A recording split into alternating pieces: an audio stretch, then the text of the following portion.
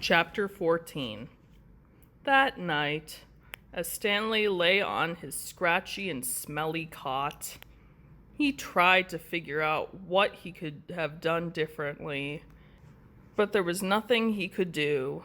For once in his unlucky life, he was in the right place at the right time, and it still didn't help him.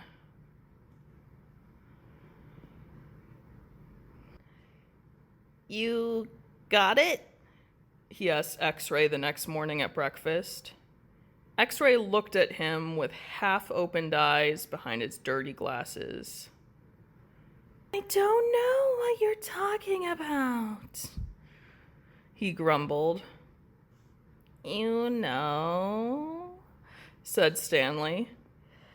No, I don't know, X-Ray snapped. So just leave me alone, okay? I don't want to talk to you. Stanley didn't say another word. Mr. Sir marched the boys out to the lake, chewing sunflower seeds along the way and spitting out the shells.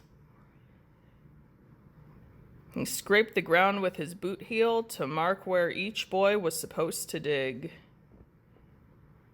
Stanley stamped down on the back of the blade of his shovel, piercing the hard, dry earth. He couldn't figure out why X-Ray snapped at him.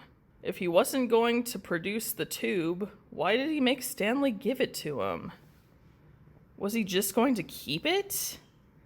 The tube was golden color, but Stanley didn't think it was real gold. The water truck came a little after sunrise.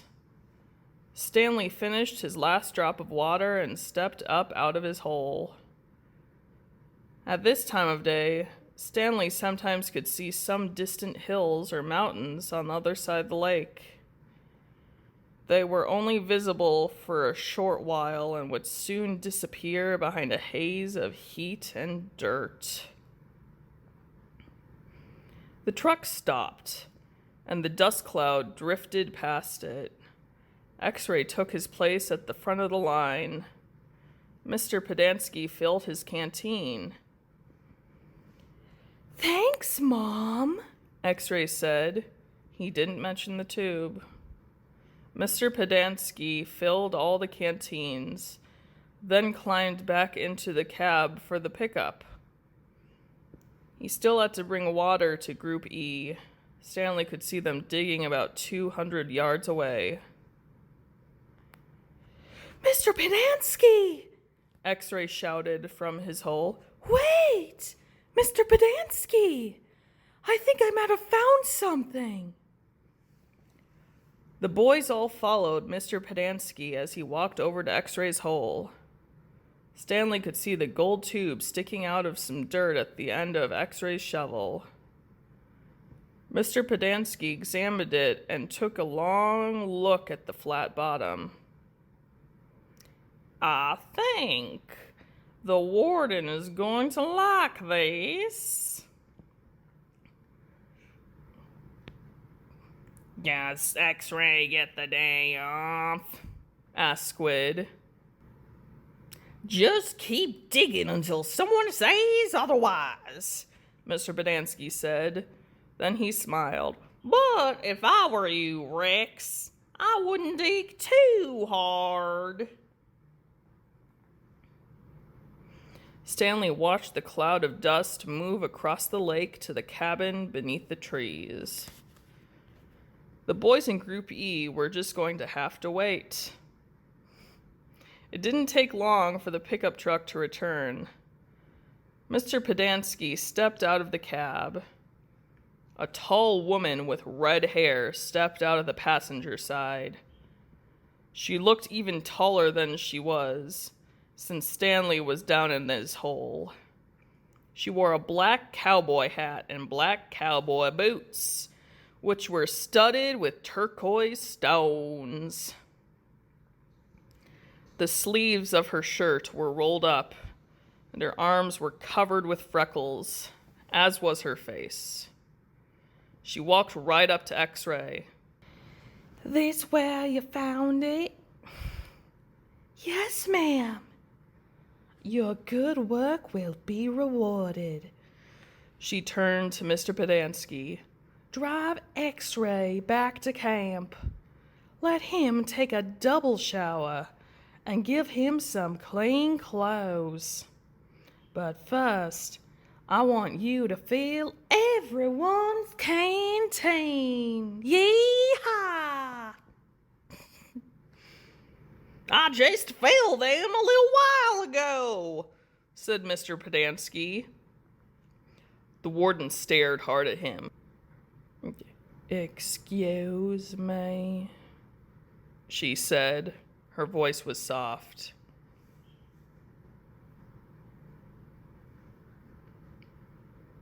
I had just filled them when Rex. Excuse me, the warden said again. Did I ask you when you last filled them? No, but it's just... Excuse me. Mr. Pedanski stopped talking. The warden wiggled her finger for him to come to her. It's hot, and it's only gonna get hotter, she said. Now these fine boys have been working hard. Don't you think it might be possible that they might have taken a drink since you last filled their canteens? Mr. Pedanski said nothing. The warden turned to Stanley. Caveman, will you come here, please? Stanley was surprised she knew his name. He had never seen her. Not until she stepped out of that truck. He nervously went towards her. Mr. Pedanski and I have been having a discussion. Have you taken a drink since Mr. Pedanski filled your canteen? Stanley didn't want to cause any trouble for Mr. Pedanski. I still got plenty left, he said. Excuse me. He stopped. Yeah, I drank some. Thank you. May I see your canteen, please? Stanley handed it to her. Her fingernails were painted dark red. She gently shook the canteen, letting the water swish inside the plastic container. Do you hear the empty spaces? She asked. Yes, said Mr. Pedanski. Then fill it, she said. And the next time I tell you to do something, I expect you to do it without questioning my authority. If it's too much trouble for you to fill a canteen, I'll give you a shovel. You can dig a hole, and Caveman can fill your canteen. She turned back to Stanley. I don't think that would be too much trouble for you, would it? No, said Stanley. So what will it be? She asked Mr. Pedanski. Do you want to fill canteens or do you want to dig? I will fill canteens, said Mr. Pedanski. Thank you. Chapter 15. Mr. Pedanski filled the canteens. The warden got a pitchfork out of the back of the pickup. She poked it through the X-rays dirt pile to see if anything else might have been buried in there as well. After you drop off X-ray, I want you to bring back 3 wheelbarrows, she said. X-ray got in the pickup. As the truck pulled away, she leaned out the wide window and waved. 0, said the warden. I want you to take over X-ray's hole. She seemed to know that 0 was the fastest digger. Armpit, Squid, you will keep digging there where you have been, she said. But you're each gonna have a helper. Zigzag, You help Armpit. Magnet, you help Squid. And Caveman, you'll work with Zero. We're going to dig the dirt twice. Zero will dig it out of the hole, and Caveman will carefully shovel it into the wheelbarrow. Zigzag will do the same for Armpit, and the same with Magnet and Squid. We don't want to miss anything. If either of you find something, you'll both get the rest of the day off in a double shower. When the wheelbarrows are full, you are to dump them away from this area. We don't want any dirt piles to get in the way.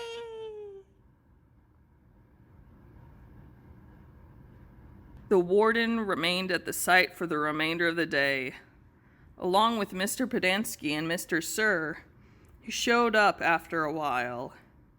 Occasionally, Mr. Sir would leave to take water to the other groups of the campers, but otherwise he and the water truck stayed parked there. The warden saw to it that nobody in Group D was ever thirsty. Stanley did as he was told. He carefully looked through all the dirt dug up by Zero as he shoveled it into a wheelbarrow, though he knew he wouldn't find anything. It was easier than digging his own hole. When the wheelbarrow was full, he took it a great distance away before dumping it. The warden couldn't keep still. She kept walking around, looking over the boy's shoulders, and sticking her pitchfork through the dirt piles. You're doing fine, just fine, she told Stanley. After a while, she told the boys to switch places, so that Stanley, Zigzag, and Magnet dug the holes, and Zero, Armpit, and Squid shoveled the excavated dirt into the wheelbarrows. After lunch, Zero took over the digging again, and Stanley returned to the wheelbarrow. There's no hurry, the warden said several times. The main thing is not to miss anything. The boys dug until each hole was well over 6 feet deep and wide. Still, it was easier for 2 boys to dig a 6-foot hole than it was for 1 boy to dig a 5-foot hole. All right, that's enough for today, the warden said. I've waited this long. I can wait another day. Mr. Sir drove her back to her cabin.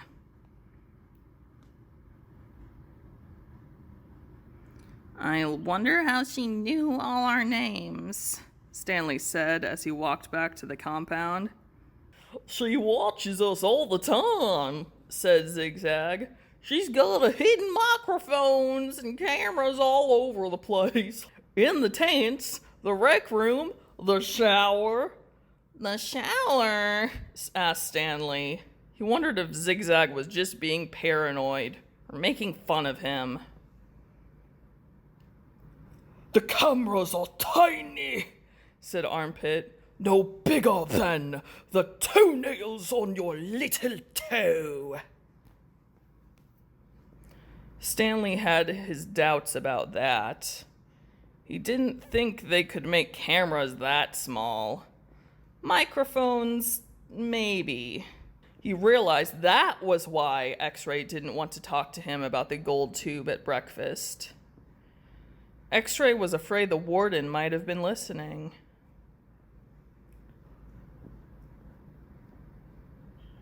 One thing was for certain. They weren't just digging to build character. They were definitely looking for something.